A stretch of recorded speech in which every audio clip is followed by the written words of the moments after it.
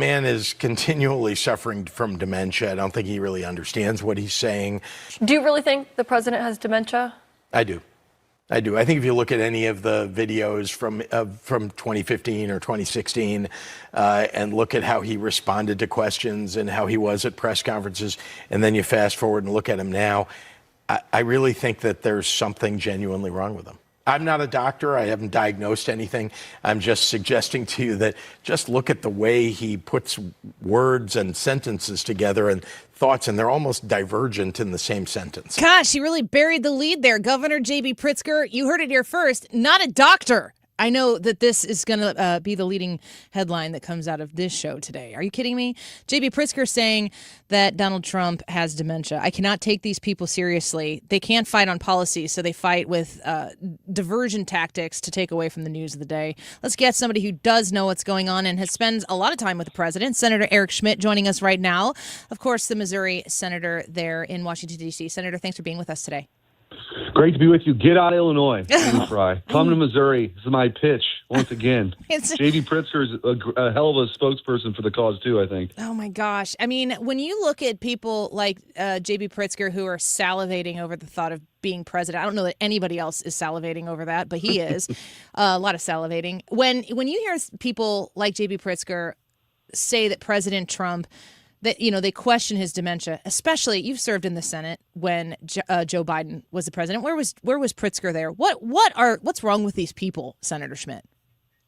I don't know, but I can tell you I spent a lot of time with the president, and I've never seen anybody in my whole life who works as hard and as long as he does. Like, you can call him any time of the day and night, and he knows exactly what's going on. He's in full command of the office. And I think that's one of the biggest differences you see between this president and the previous president. Joe Biden, they didn't let anybody near him. I mean, President Trump has people come in to the Oval Office nearly daily for a briefing, is incredibly transparent, in full command of the office. And it's sad. I think it's because, honestly, the Trump derangement syndrome, they don't have much else to talk about, right? So now this is like a thing that J.B. Pritzker wants to talk about, but I think it's embarrassing for him. It is, because, they couldn't possibly talk about policy departures where they think, oh, we can agree on a problem that needs to be solved. Here's how we would do it. I think that there's a lot of nervousness that's taking place with some of these high-profile Democrats, because we've seen what the fraud investigations have done in Minnesota. Tim Walz seems very nervous. He always seems nervous. I don't even know why he's always nervous. But when I see that you are going to partner with a team of 9 senators, you're going to come together and you're going to try to crack down on fraud.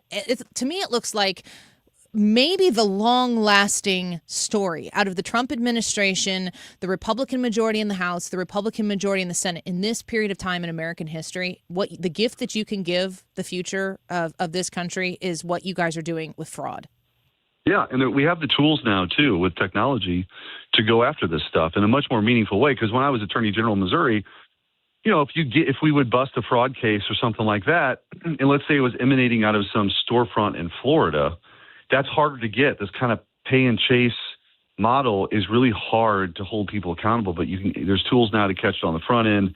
But then also taxpayers are just tired of getting ripped off. Yes. And this used to not be a partisan thing. There were, Democrats cared about this thing too, but elected Democrats, they view it as almost a threat to their power center, because they're in on this and they don't have any interest in solving the problem. And to your point, maybe they're getting a little nervous about that. It's also worth noting, Annie, and I hadn't really thought about this, but I heard that clip just in the context of what happened in the hammer and sickle wave in New York just last week. Dan Goldman was a congressman from Manhattan, okay? This guy wasn't particularly good on their congressional baseball team, I'll tell you that too. But he's also a guy who led the impeachment proceedings. He was the most ardent anti-Trump guy in their whole conference.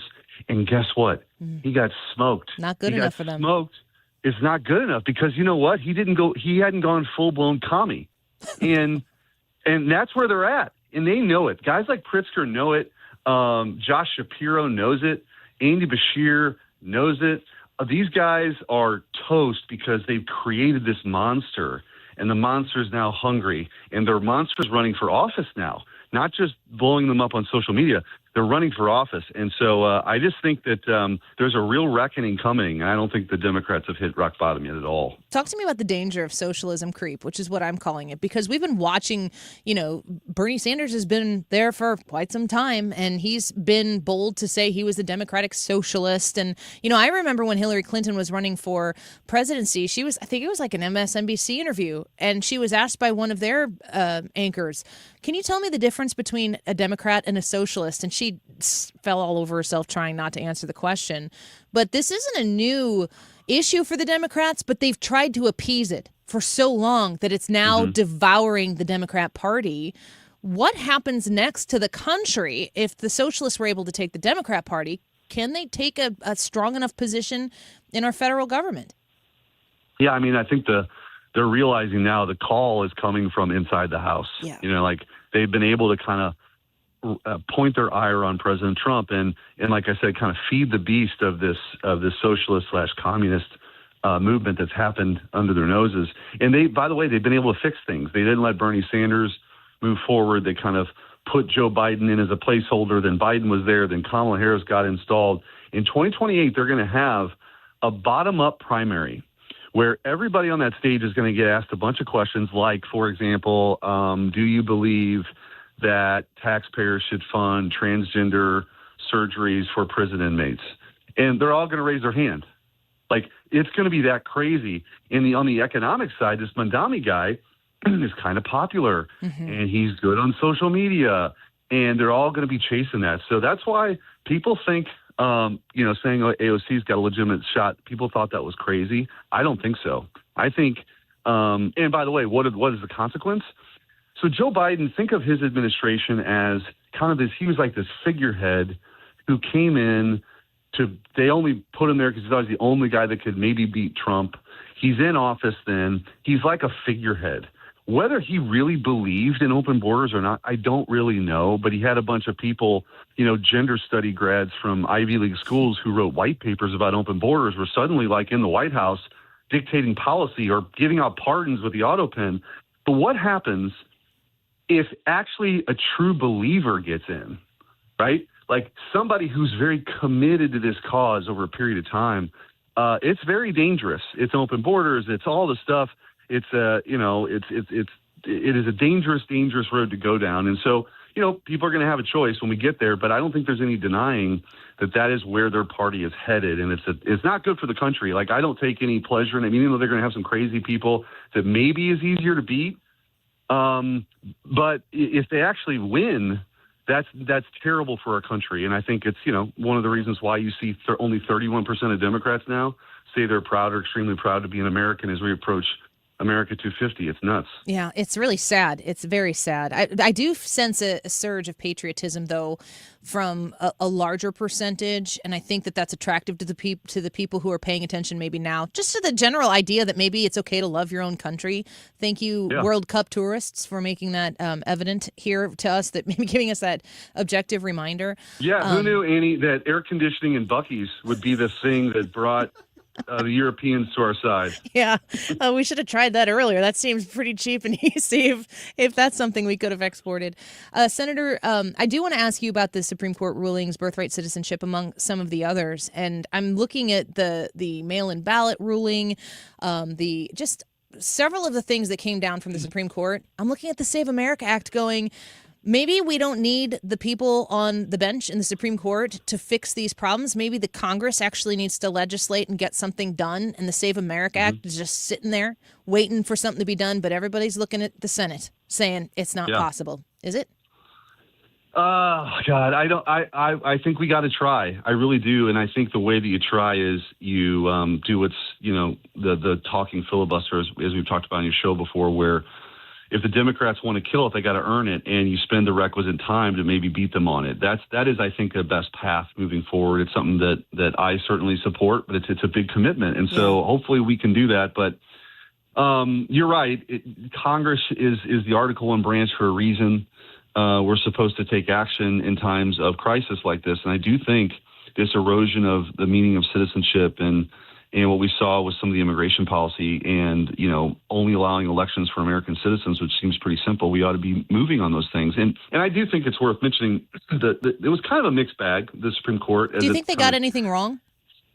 The Birthright Citizenship was a disaster. That's a terrible decision. The mail-in balloting decision was a terrible decision. Now they got the temporary protective status decision right. I think that was a good result. So the people who've been here 18 years on a temporary basis, it's not temporary anymore. So that's gone away, and we can start deporting. So, they got some stuff right. I think that because it's the last thing, the Birthright Citizenship case really stings, and I do think it just creates an absurd result. Like the language was never intended to. It meant for the children and the descendants of freed slaves. That's what it was for, and including the Civil Rights Act of 1866. That's what the 14th Amendment dealt with in that bill. It didn't deal with the idea that you can be a Chinese general in 2026 and fly your girlfriend or wife to the United States to give birth, receive health care, then fly back to China, be educated by the communists for 18 years, then come back here as a citizen and vote or run for office. Like I wouldn't bet on, many things as a sure thing. I'm pretty sure that after fighting a civil war to keep this country together, that the drafters of the 14th Amendment didn't mean that. And that's the ridiculous consequence now of that decision. I have one quick question. I know we only have like 2 minutes left with you, and it's not about any of this, but we have talked a little bit about the Caitlin Clark situation in the WNBA. I'm just wondering, on a 30,000-foot view from you, Senator, if you pay any attention to it, and if you think what's going on with Caitlin Clark has something to do with something other than basketball. Well, I think there is some jealousy there, right? There's clearly some jealousy. She's got the highest, selling jersey. So there's probably no doubt about that. I also think kind of a cool thing that's popped up, and she's a Missouri girl, is the Sophie Cunningham thing. She's great. Have you pointed at anybody lately? The memes are, I've even shamelessly done it because it's hilarious. Her pointing there. And, I don't know. I don't really, I'm not really that into the WNBA, I'll be honest with you, but it's clearly, the Caitlin Clark thing is touched a nerve with some players that have been around and don't really appreciate probably the number of eyeballs she's added to the sport, and that's a shame. Yeah. From now on, at the end of our interviews, I'm going to ask you if you know the people we talk about, if they're good at baseball. Because now we know Dan Goodman was not very good at baseball. I can give you a scouting report. Yeah, for sure. That's the scouting report with Senator Schmitt. That's what we're going to do. Happy 4th of July to you. Thank you for the time that you give our listeners here on this show, and hope you are able to celebrate the best country on the face of the planet this weekend in red, white, and blue fashion. We will, and I'll be making some grilling some pork steaks and drinking a few Busch Lights. I promise you that. So, cheers to that. Take care, Senator. Thank you. All right, see ya. Bye-bye. Dan Goodman, not reelected, also not that good at baseball, apparently. Also not very good at getting convictions on impeachments, because he did not successfully see that one all the way through. When President Trump was impeached, he was one of the leading attorneys that did try to get that ball across the goal line. I was going to try to make it a baseball. What would you say? Across the outfield fence? I don't know. Not Dan Goldman, apparently, according to Senator Schmitt.